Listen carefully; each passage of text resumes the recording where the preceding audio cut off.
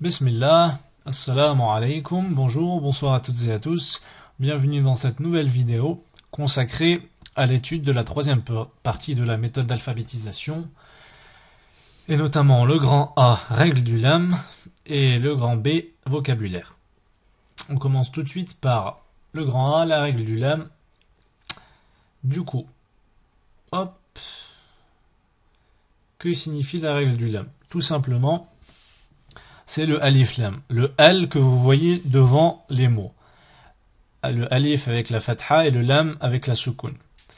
Qu'est-ce que c'est? Le al, alif, fatha, lam, soukoun est utilisé en arabe pour définir un nom, comme the en anglais.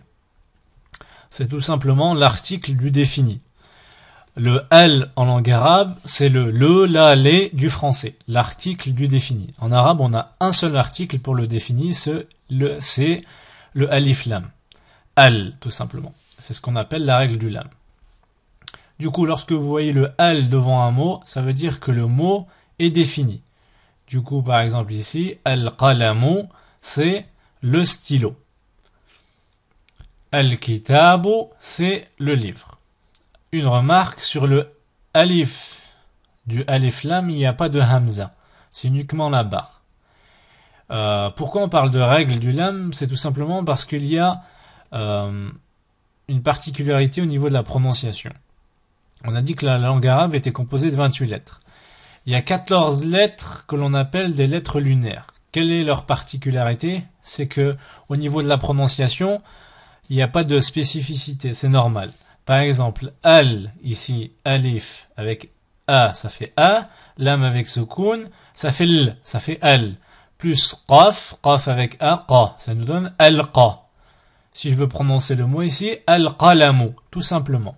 Al-qalamu, le stylo. Ici, on a al plus ki, al-ki, al-kitabu. Du coup, pour les lettres que l'on appelle lunaires, al-lamu, al-qamariyya, al-qamariyatu, du coup, lunaire, al-huruf, al-qamariyatu, les lettres lunaires, il n'y a pas de spécificité. Alif, ba, jim, ha, kha, ayn, ghayn, fa, qaf, kaf, mim, ha, waw, ya, on les prononce normalement lorsqu'on a un alif lam devant. Al. J'espère que c'est clair. Dans la langue arabe, on a un article unique pour définir les noms. C'est le alif lam, le al. On le place devant un nom et ce nom est défini. Par exemple ici, al-qalamu, le stylo, al-kitabu, le livre. Pour 14 des lettres de la langue arabe, qu'on appelle les lettres lunaires, il n'y a pas de souci au niveau de la prononciation. Du coup, maintenant on va passer aux exceptions. Il y a 28 lettres, du coup il y a 14 autres lettres où il y aura une particularité. Ici vous avez un exercice rapide, un mot de vocabulaire, la lettre lunaire qui est associée, du coup après le alif lam, ici vous avez un alif. Après le alif lam, ici vous avez un ba, etc. Et recopiez le mot. Au niveau des lettres lunaires, il n'y a pas de souci. C'est au niveau des lettres solaires, al-lam, al-shamsiyyatu, le lam solaire, qu'on a une particularité au niveau de la prononciation. Mais sa fonction est toujours la même. Le alif lam ici, c'est l'article du défini. Il vient définir le nom. Par exemple ici, a, alif plus a, a. Lam plus soukoun, l. Ta plus a, ta.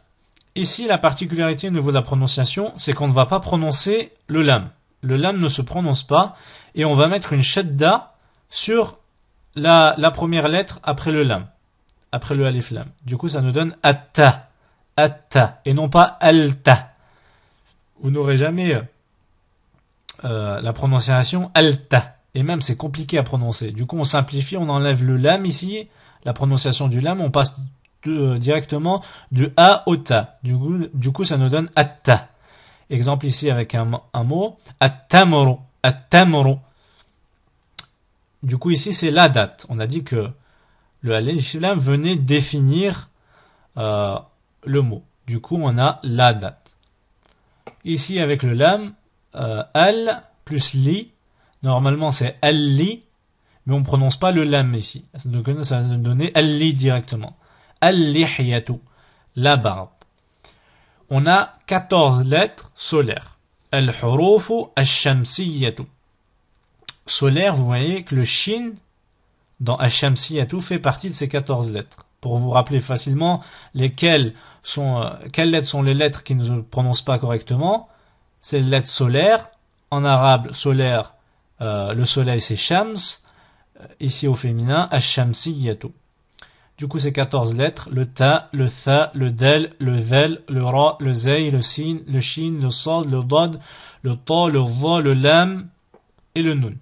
Particularité de ces 14 lettres, lorsqu'on a l'article défini devant, le L, on va pas prononcer le lam et on va mettre une shadda sur la première lettre. Atta, alli. Voilà. Du coup, là, ça va être le même procédé. Vous avez 14 mots de vocabulaire avec le lam shamsiya. Les lettres, là il y a une erreur, hein. Les lettres solaires et non pas la lettre lunaire. Du coup, faites attention ici, il y a une erreur.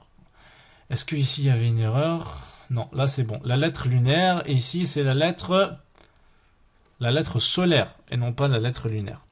On récapitule rapidement. Le alif lam. Le al en langue arabe vient définir. C'est l'article du défini dans la langue arabe. Il vient définir le mot. Notamment ici le nom. Du coup, on rajoute le al devant le mot. Il y a 14 lettres lunaires. Pour ces 14 lettres lunaires, il n'y a pas de souci. La prononciation est normale. Pour les 14 lettres solaires, la particularité, c'est qu'on ne va pas prononcer le lam du al. Et on va mettre une shadda ici sur la première lettre. Du coup, par exemple, ici, at-tamru. Ici, at-thu'labu. Ici, ad-darsu.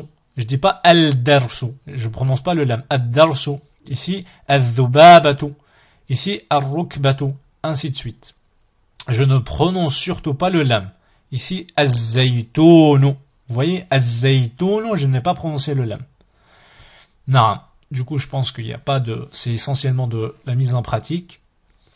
Et puis, à force, vous allez arriver à prononcer les mots correctement. Et souvent, il y a une simplicité dans la prononciation. Pourquoi? Parce que c'est très compliqué de prononcer la lettre solaire.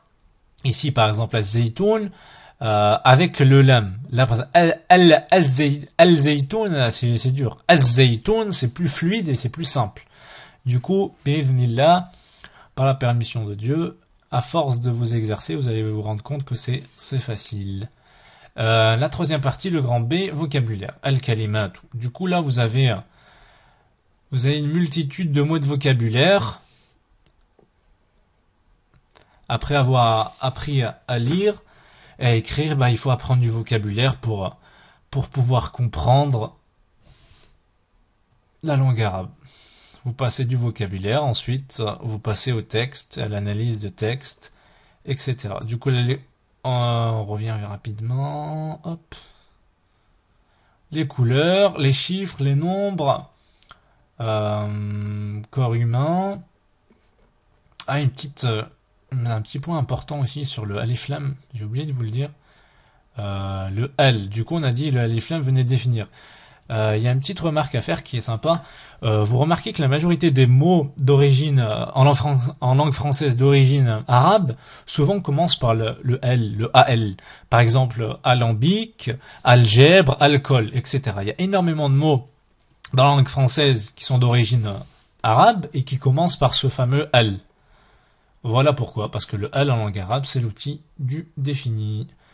Du coup, au niveau du vocabulaire, les couleurs, les chiffres, les nombres, ici les chiffres, les chiffres c'est tout simplement 0,9, ensuite on parle de nombres, les chiffres ici, le corps humain, hop, les animaux,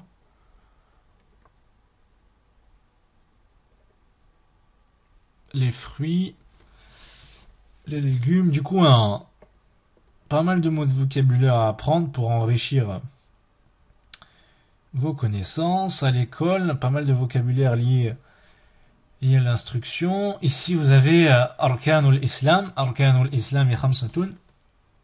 Les piliers d'Islam. Ensuite, normalement, les piliers de la foi. Arkanul Iman. quelques invocations. Après, on passe du vocabulaire à des mots, à quelques phrases. Un dialogue à la fin. Vous avez un dialogue et de la poésie normalement. 2 petits poèmes pour travailler votre lecture. Donc, on a fait le tour. Si vous avez des questions, n'hésitez pas à les poser en dessous. Et puis bon apprentissage. Et puis n'hésitez pas à revenir vers nous si vous avez des difficultés. Non, bon, on s'arrête là. À la prochaine vidéo, Inch'Allah. Subhanakallahumma wa bihamdik. Ashhadu an la ilaha illa ant. Astaghfiruka wa atubu ilayk.